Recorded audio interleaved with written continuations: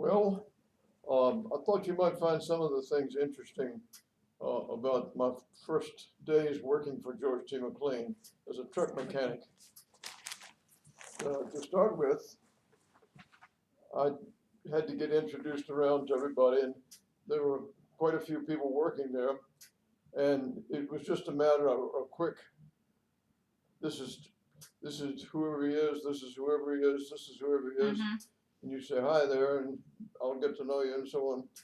Well, one of the fellows that I was introduced to was a black guy. This was not unusual back in the working in the automobile um, repair business.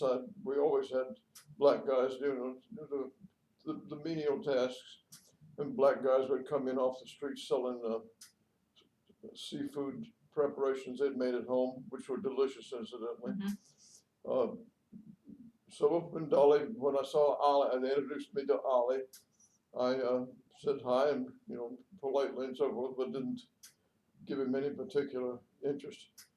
Then I found out that my first assignment was going to be work on an undercarriage of a fairly good sized truck. And so I got on my creeper to look underneath and see just exactly where it was and what needed replaced and so forth. And Ollie crept under on the other side of the truck. And I began to talk to him just as I would talk to any black man who is a helper in a garage. But now keep in mind that as a young kid,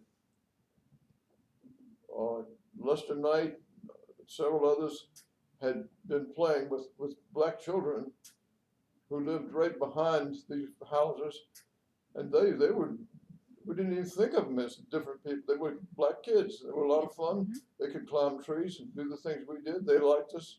Their mother cooked special little tasties and shared with us. Mm-hmm. So we were very, very acclimated to living with and enjoying the company of black people. Nothing unusual. So when we got under the truck, I looked at the thing and I began to give Ollie some instructions. I'd like to loosen this bracket in here and so forth, and he didn't do it.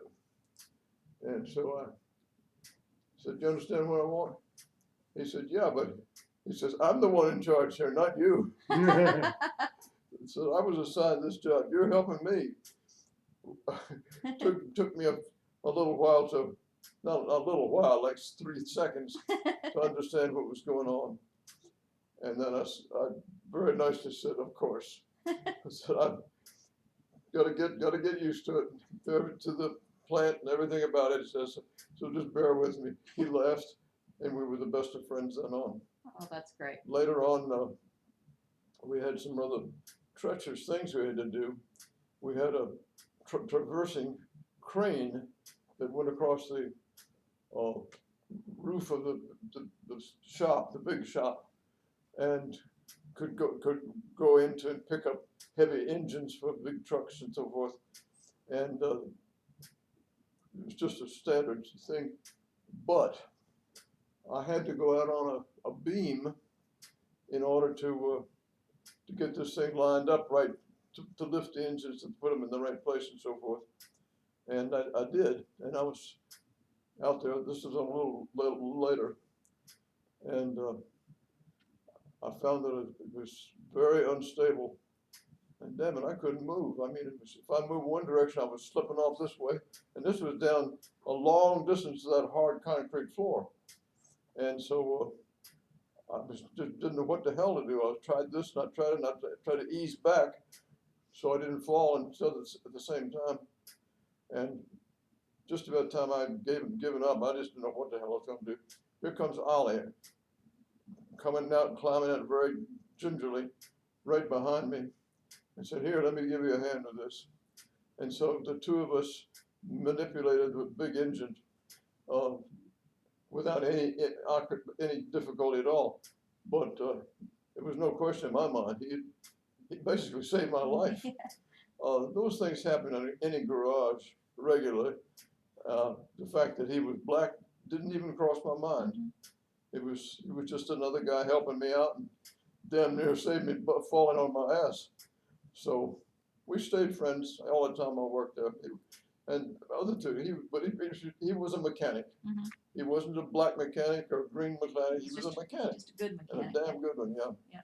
So that was a nice experience to encounter this, because previously, of course, I had been used to the grown-ups treating black people differently. Yeah. This was nice. Well, Mr. McLean, as we now know, ended up being pretty progressive his whole Yes, he whole was. life. His whole life. Yeah, Mr. McLean encouraged fraternization, if you want to put it that way, or whatever. But he treated his employees, everyone, with respect. Yeah. Yeah. Unless Go ahead. they happened to steal something. And occasionally, employees would do that. They'd carry home a tool or something from the shop. Oh man, he could make life miserable for you. You're lucky he kept him. He probably, what did he do? Give him one strike, you're out type thing? Oh yeah. Yeah. He just didn't put up with theft. Well, let me stop that there.